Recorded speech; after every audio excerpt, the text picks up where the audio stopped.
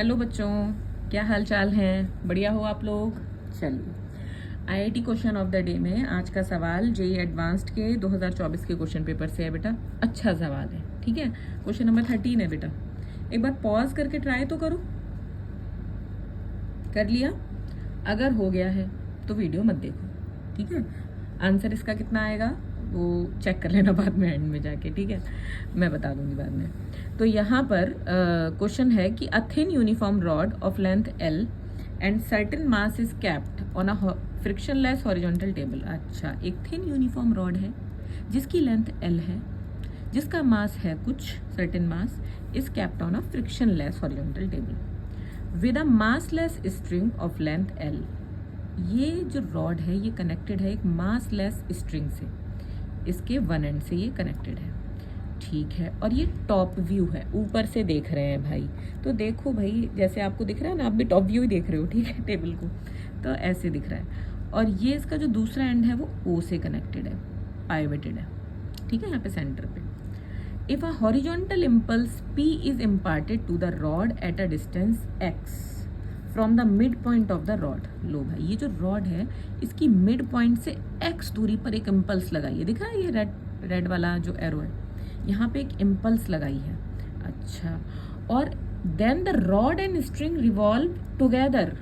यहाँ पे इम्पल्स लगाई बेटा, इसका कुछ मास है, लेंथ है, ये मासलेस है। और यहाँ पे इम्पल्स लगाने से दोनों साथ में घूमे। सोचो कनेक्टेड, ये समझो ये समझो स्ट्रिंग है और ये हो गई मेरी रॉड, ये मासलेस है और ये इसका कुछ मास है। यहाँ पर हमने इम्पल्स लगाई है और उस वजह से ये पूरी चीज एक साथ घूमी है, यहाँ पे कनेक्ट। मतलब सोचो, ये जो स्ट्रिंग और रॉड कनेक्टेड है, यहाँ पर कोई झटका नहीं फील हुआ होगा, पूरी एक साथ घूमी है भाई ये पूरा चीज। क्या मैं इस पूरी बॉडी को रिजिड बॉडी मान सकती हूँ? इसलिए क्योंकि क्वेश्चन कह रहा है revolve together around the point O। हाँ, बिल्कुल मान सकते हैं। तो बेटा इसको जरा देखो, और हमसे क्या पूछा है? एक्स की वैल्यू दी है L/N, एक्स की वैल्यू दी है L/N, और N की वैल्यू पूछी है, the value of N is, ठीक है। क्वेश्चन को एक बार खुद से जरूर पढ़ा करो बेटा अच्छे से, ठीक। चलो, अब मैं अगर आपसे कहूँ तो क्या ये इस तरह का मामला है, कुछ विजिबल है बेटा?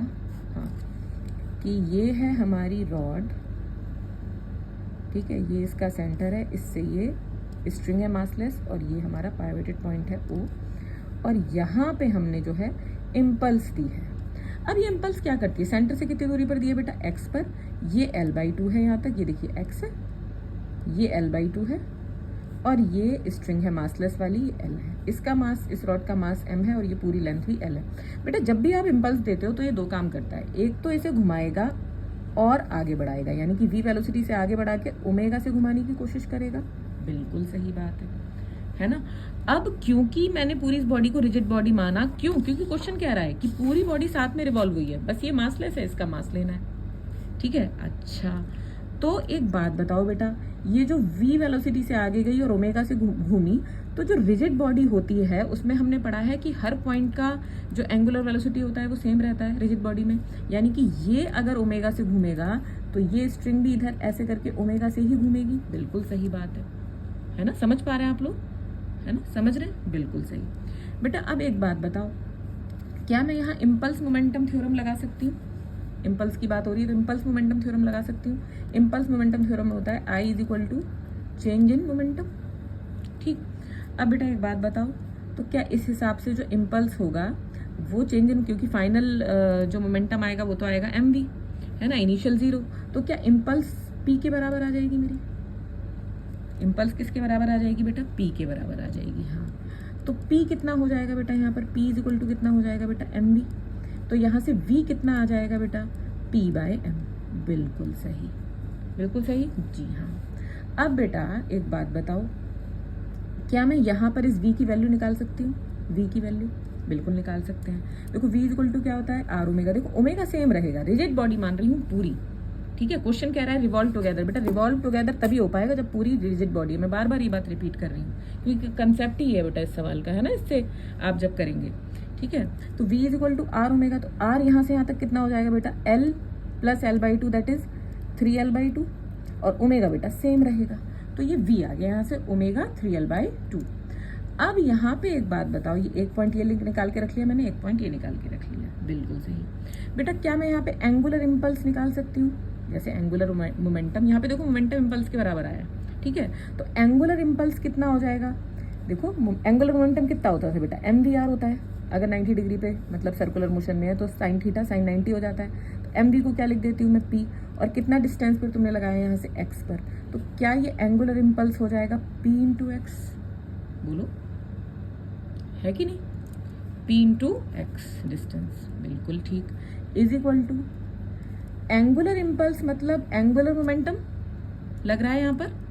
तो angular momentum is equal to L is equal to I omega होता है, बिल्कुल होता है आई ओमेगा।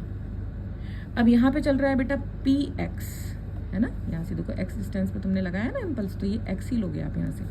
अब P X is equal to I कितना होगा बेटा? ये तो मासलेस है, इसका मास m है, तो रॉड का कितना होता है बेटा? MOI moment of inertia ml square by 12, बिल्कुल सही। बेटा क्या देखो ओमेगा की वैल्यू मैं यहाँ से लगा सकती हूँ 2v/3l, तो ये हम लगाएंगे 2v/3l, ठीक। अब बहुत बढ़िया, ये px is equal to ml square upon 12 और 2/3l, क्या v की वैल्यू में p/m यहाँ पे लगा सकती हूँ? p/m, ठीक।